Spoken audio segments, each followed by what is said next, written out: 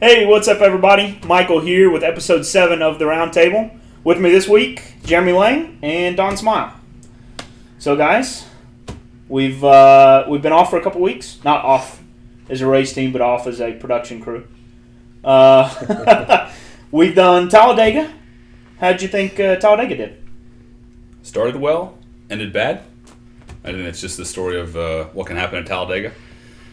Overall, I think a positive weekend, had some positive momentum heading out of qualifying and qualifying 6th, which is our best starting position, I think, ever in a race. I believe so. And that's exciting. Had some good practices.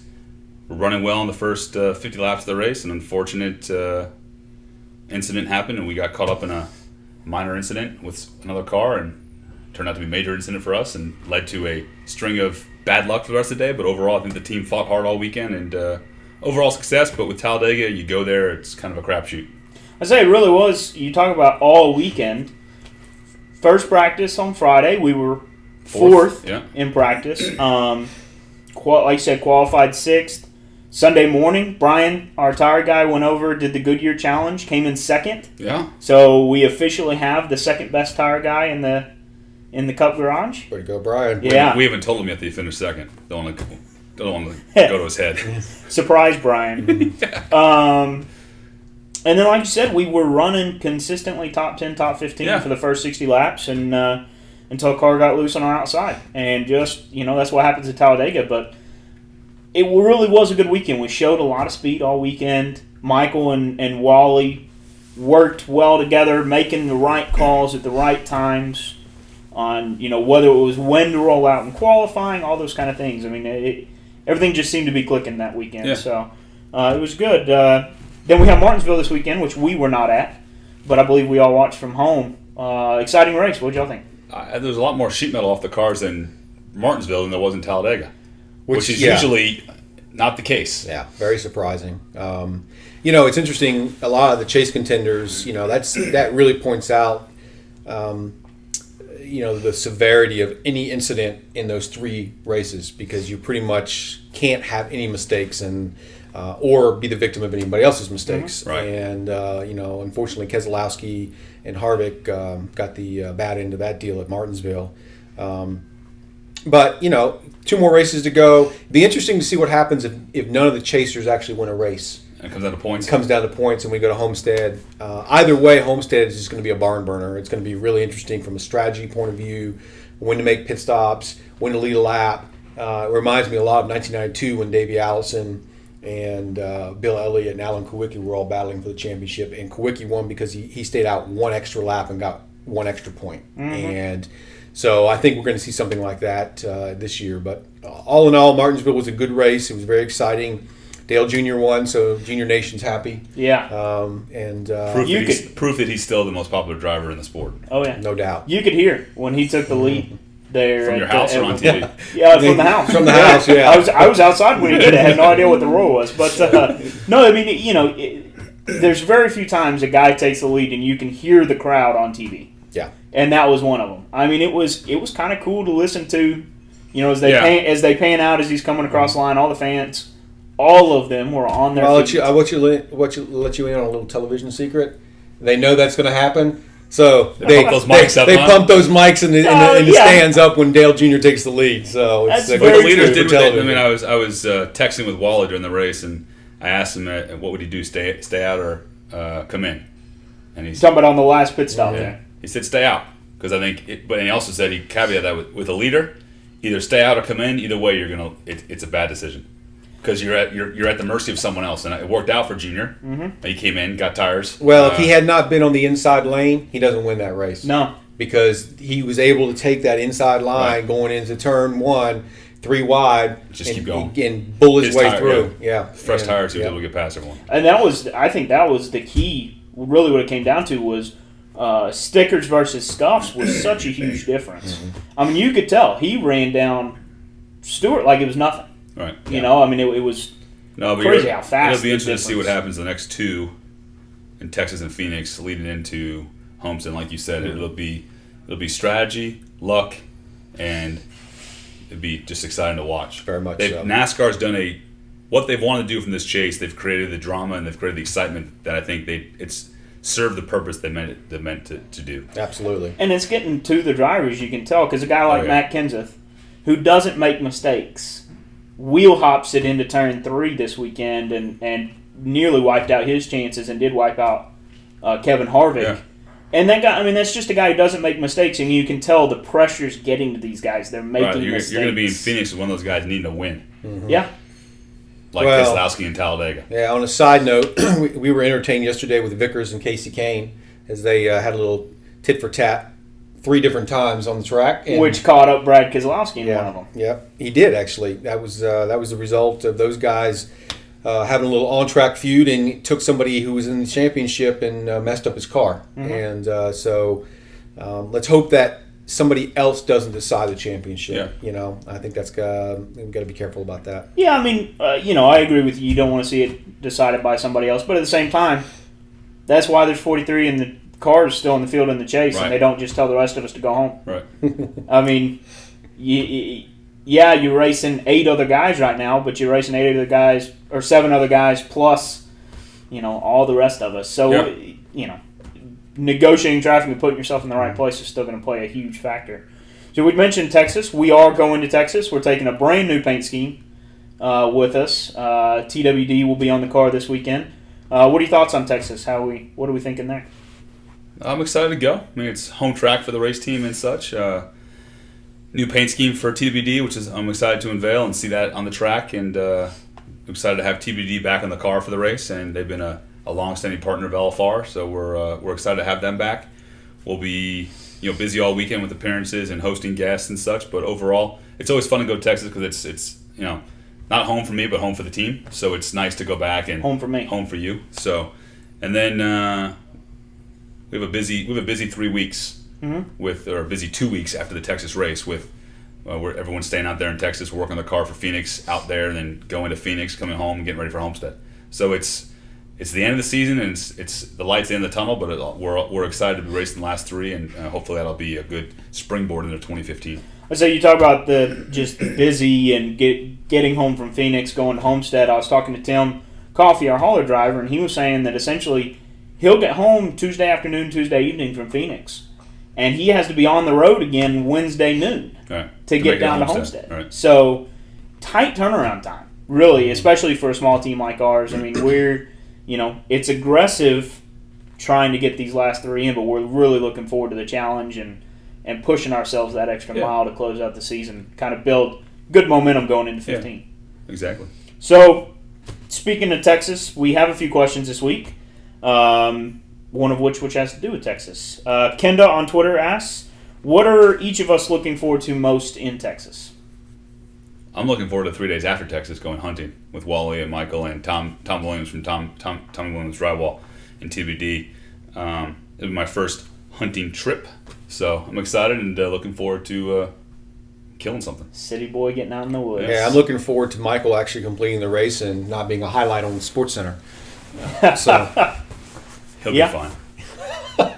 As I'm looking forward to going home. I mean, you talk about your 3 days after you're going hunting. I'm going to head back to Waco Monday morning, go see some of my friends still at Baylor and cool. Some of the guys I used to work for there in the athletic department. Then I'm heading back to Tyler to spend a couple of days with the family before we head out to Phoenix. So I'm looking forward to seeing everybody. Speaking of Texas, what do you think over-under is the number of times that Michael's asked about his accident in Texas? 20 and a half? Minimum, yeah. Right? So over? Yeah. I know he's sick of talking about it, and I know he doesn't like being asked about it, and I know it, but it's part of his, as he says, it's part of his career path and part of what he's known for, good or bad. But I think it's definitely made him who he is as a person, and I think it makes him, it endears him to the fans and our partners. Mm-hmm. Yeah. It helped tell, from all the bad that it could have been, a lot of good came out of him from pushing him to what he wants to be and what he's doing as a driver. And it's a great story to tell our partners, like a Thrivent and a K-Love, and it helps tell his overall story. Yeah, definitely. So, next question. Christian on Twitter asks, what track in this last stretch do we think we have the best shot at? I think the best shot to post our best finish is probably Phoenix, mainly because we tested there over a week and a half ago. so we have some good notes and some. My answer would be Phoenix. Yeah, for that I would reason. agree. Yeah. Homestead, like we said, it's going to be interesting from a championship point of view, and that's a unique racetrack, very flat. So it'll be interesting. But yeah, Phoenix 1.5 miles, a good momentum track, and so I think Michael will do well there. I think the key to that race is green flag runs. Yeah. I think you tend to get into long green flag runs there, and one person will hit on the setup, and so if we can have a good setup going into the race and stay on the lead lap through that first caution flag, I think we'll have a good day. So yeah, and I think the goal of Homestead is not to be involved in an accident that cost someone the championship. Yeah. Or be at the wrong spot at the wrong time. Mm-hmm. I think that's a goal, and I think, like you said earlier, finishing even in jest, I think a goal for the 3 races to finish the races as well as we possibly can, like we've all agreed to use as a springboard going into 2015 for our partners, our team, and our driver. Yeah, and given the tight turnaround, the last thing we want to do is put the guys in the shop back there under undue duress to get another car ready. So you definitely be looking to have some clean races, finish well, and move on, and keep that positive momentum going. Yeah. Mm-hmm. So. All right, and then our last question is from Norbert on Facebook. He says, "Greetings from Germany. What are our plans for 2015 and sponsorship for next season?"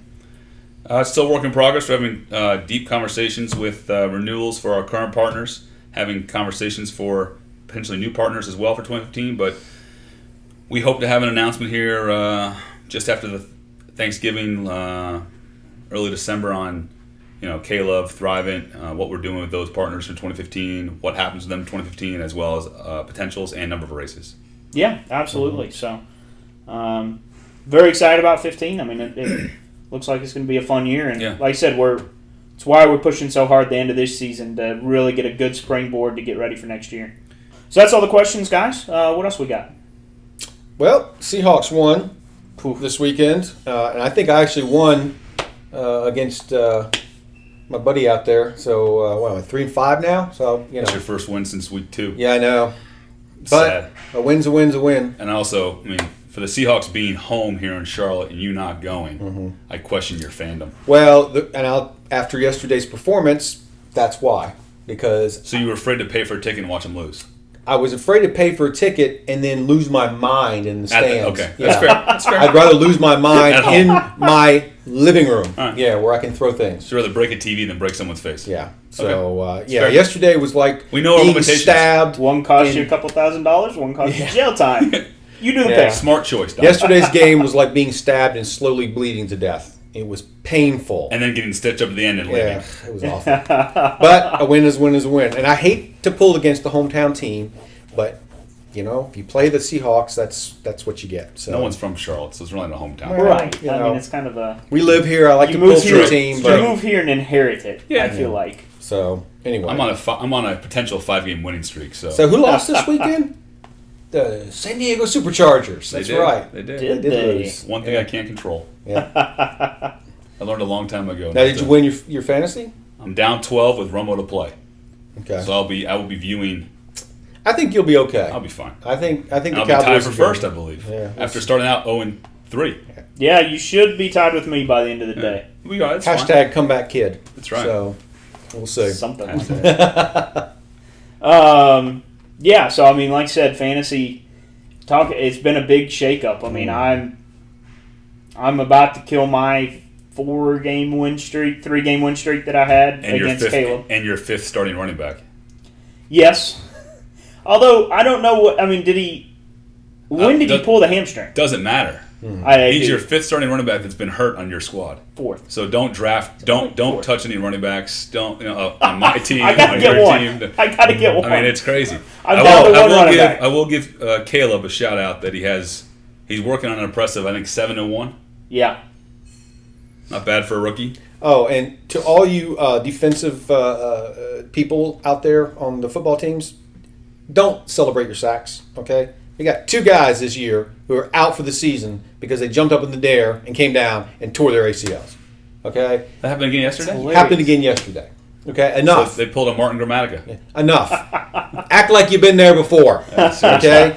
That's asking a lot. Yeah. So It is. that's just if I'm a GM and one of my star defensive players rips his ACL because he jumped up in the air celebrating a sack, how do you even deal with that? I mean, it's like enough. Yeah, I mean, and then the guy on Buffalo who's running down the field and forgets that he's on the 5-yard line while he's celebrating. Sammy Watkins? Oh, yeah. I saw that. Yeah, that was... He went to Clemson. Well, I mean, come on. Way to offend all our fans who went to Clemson. You know what? You think he would have learned from Leon Lett and Leon Lett and Leon Lett. And all the other people that have done that over the years. Oh. You know? It's happened before. Again, act like you've been there before. Act like Barry Sanders. How about that? Remember Barry? He scored a touchdown and he tossed Hand the ball back. Hand the ball to the umpire and move on. Mm-hmm. The opposite of T.O. Yeah. So anyway, enough on that subject. All right, glad you can get on your soapbox. Are you off your soapbox? I am. I mean, man. Hey, there aren't a lot of people that are old I... enough to know Barry Sanders, unlike yourself. Well, if you don't know, Google him. You'll be glad you did. Yeah, I will say that's what I started this whole show for, was so we could go on rants like that and people could listen. Well, John got his rant out. Get on my Wayback Machine. Come with me on the Wayback Machine. Back to the past, not the future. Alrighty then. So, fun news from Twitter this week. I don't know if it's news, but I find it very fun. We got 2 very cool followers this week, or last week, I should say. Melissa Joan Hart, former star of Sabrina the Teenage Witch, and the magician Andrew Main, who's currently the star of Don't Trust Andrew Main on A&E. Both of those guys follow the team, so kind of cool. Thank you to both of you. Yeah. We appreciate it. Yeah, pretty cool. So very cool. Yeah. So Melissa and Andrew, send us a question. We'd love to answer your question. Yeah. Why not? Yeah, absolutely. So, that actually goes to all our followers. If you have questions, I typically put out a tweet or a Facebook message the day we record these.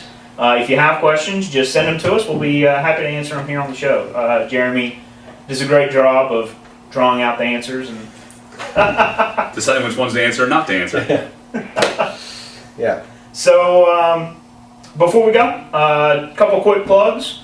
One, if you haven't gone and checked it out yet, we have a new Thrivent Racing store. It is e6apparel.com/Thrivent. You can go there to look for, we've got a couple different types of t-shirts, Thrivent t-shirts, and a couple polos as well made by the E6 guys. Very good quality products, and we're excited to be having those on sale. Also working on a couple other things, some hats and things like that. And then also, if you haven't looked in the LFR store lately, check out lfr95.com/store and buy some stuff. We're working more and more every day trying to put better stuff and more things up in the store. So check those out. Anything you guys want to plug? I think we're good. Yeah, we're good. All right. Well, thanks for watching, and we'll see you next time. Go Bolts. Go Hawks.